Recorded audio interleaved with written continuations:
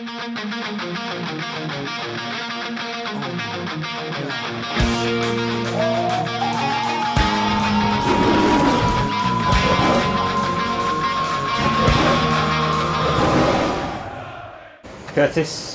last week from a player's point of view, it fizzled out a little bit in the second half. Can you put your finger on why? Is it purely a confidence thing at the moment? I think, confidence does come into it because, like I say, the first 40 minutes we looked like the team, if anything, that we're going to score. Obviously, it was an even game, but in terms of the chances and the areas we got into, we looked more likely to score. And obviously, it takes one mistake and they get in and they score. And from there, the second half, obviously, we needed to start quick and come out and take the game to them. And early on in the second half, we obviously make another mistake, give them the ball, and they score again. So it's difficult at the moment. Obviously, it seems every mistake we do is going punished, and it's just getting out of that rut. And basically, we need to stop making those mistakes because then we'll give ourselves half a chance in the game. Manchester City next, coming up against Aguero. How difficult is he as an opponent?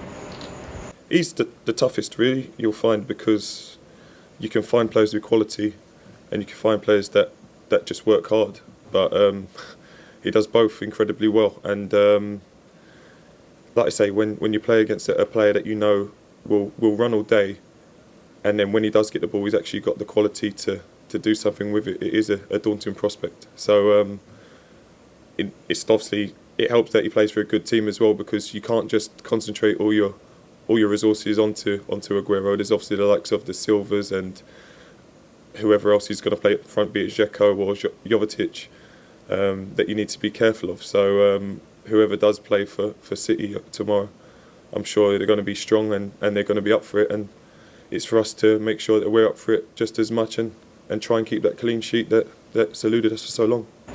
When you look at the next three games, the huge games, in particular the two at home, is the game tomorrow one where there's perhaps a little bit less pressure? I'd say there's less pressure, yeah. Obviously, when you go to the big sides, a side like us always count it as a bonus ball. That if we're able to take anything from the game, then that's brilliant usually. But at the same time, we do want to go there and put on a performance. And like I say, we don't want to go there knowing that, okay, there's no pressure, we'll just let it go by the wayside. We want to actually go there, put on a performance and take something from the performance at City, so that we've got a bit of momentum going into the Villa and the QPR games, because they're the key, really. They're the sides that are around us. They're the sides that we can affect, and obviously they become 6-pointers this early in the season. So, well, I say early, but you know what I mean. 15 games left. You've got a couple of 6-pointers in a row. They'll be massive games, basically. Because a result at City could kick-start the season, couldn't it, and take a little bit of pressure off the two home games? It could, but I don't want to get too carried away with this result will kickstart something, because we've said it before and it's not happened. So the Everton game we've played as well as I've probably seen us play as I've been at this football club, but afterwards we didn't back it up. So it's just for us to, like I say, start trying to get that momentum, but I won't get too carried away with a positive performance that's gonna make sure we get kick-started. There's been a bit of speculation this week about the manager's future. He's talked about it himself in his news conference. What do you make of it? Has he still got the players right behind him? Well, yeah, of course, we're in it together. We know that we're the players on the pitch that aren't performing, and I'm sure the manager wants us to get right as well. But it's just one of those things.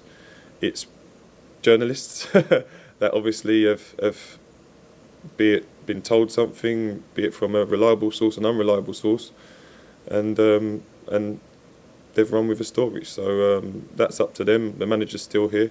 The manager's fighting with us. So it's just for us to go out there and try and help him to push us up the league as well. A new voice this week, Mike Phelan. We're looking forward to working with him. Yeah, the training's been good so far. Intensity's been a big thing, and it's all been constructive. So the early signs are that we're hopefully going to be fitter, because we're training that little bit harder and a little bit longer. So I'm hoping that coming into these last 15 games of the season, if we are able to be that slight bit fitter than the teams around us, hopefully that little extra edge will give us that little bit to leapfrog them in the table and go into the safety area. Has it been quite a dramatic change this week, training? It's not been dramatic, no. It's just obviously coaches will always have similar drills. It's just the way it's approached and the way it's managed, and the way Mike has come in and done it has obviously opened our eyes a little bit more, and like I say, we've had to stretch our legs a little bit more because it's been quite intense and quite tough. Do you think that could help though? Just different ideas, a different voice. Yeah, I think so. I think you've got a coach that's come with a winning mentality. He's come from Manchester United and obviously he's seen Champions League finals, Premier League titles, League Cup finals.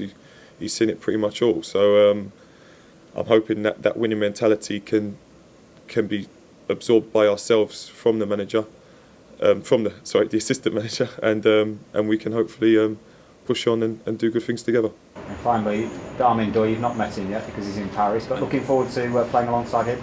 Yeah, I can't honestly say I know too much about him, but obviously a striker is key at the moment because we need to start scoring goals, and obviously if he's able to give Abel, Yannick and Jelavic a bit of competition, I'm hoping that competition will roll them all up to go and score more goals, and hopefully we can get back to that team that starts taking the lead in games and maybe even grafting for 85 minutes to hold on to it, because we need to start winning games and we're not scoring enough goals and we're not keeping enough clean sheets, so we need to start doing something right, and hopefully he can be a catalyst to the top end of the pitch, and then us at the back can start doing our job as well. You had a really good February last year, and I wonder what's the difference this year from last year, where you seem to have all the things that you mentioned to Tim earlier, the confidence and that flair, and what's missing this year? I think it hasn't gone for us as well as we expected it to go, and it might be outside expectations maybe are affecting us, and maybe the expectation we had of ourselves, to be honest. Maybe we haven't quite reached the level that we thought we would be, and we're sort of wondering how we're going to get out of it. But we know that, like I say, the expectation was there for a reason, because we've got good quality within the side and we've got good characters. So it is cliche time that you roll up your sleeves and start grinding results out, because I've said before that earlier on in the season we got plaudits for great game, got a draw, great game, but you lost. It's not enough. We need to start winning games, and whether it be, like I say, be horrible, boring game of football, you score with an own goal, off the post, off the keeper, I don't really care. As long as we start winning games and we start pushing at the table, that's the most important thing. The manager says he believes in all your abilities because of what you achieved last year, but he said to us, and he pointed at his head, he said it's up there. Do you know what he means? Well, the manager always says that you don't become a bad player overnight, it's just your head tells you things. So it's obviously for ourselves to clear that negative energy in our heads and start being more positive, basically, and taking a bit of positivity into games that will hopefully get us over the line. But like I say, we looked like a good side for 40 minutes against Newcastle. It was a bit of an end-to-end game. We looked like a side that could potentially go on and win that game. And then, like I say, it takes one mistake, and obviously we then dropped. So a key to it is, well, it's obviously, like I say, we made the one mistake. We come out for second half, we made another one. So one mistake is one thing, you can sort of correct it and put it right, but then we made two to allow a team to go 2-0 up, and a team like Newcastle that obviously have got good quality throughout their side. So like I say, it was tough to take, but it's only us that can put it right, and like I say, start keeping our heads up for the 90 minutes and getting through the games with a bit of confidence and hopefully some better results. Good place to play at the Etihad? Yeah, nice place to play. Obviously, it's a nice pitch, nice stadium, and I think, like I say, like we've touched on before, when you go there, there's, I guess, that there's not any pressure.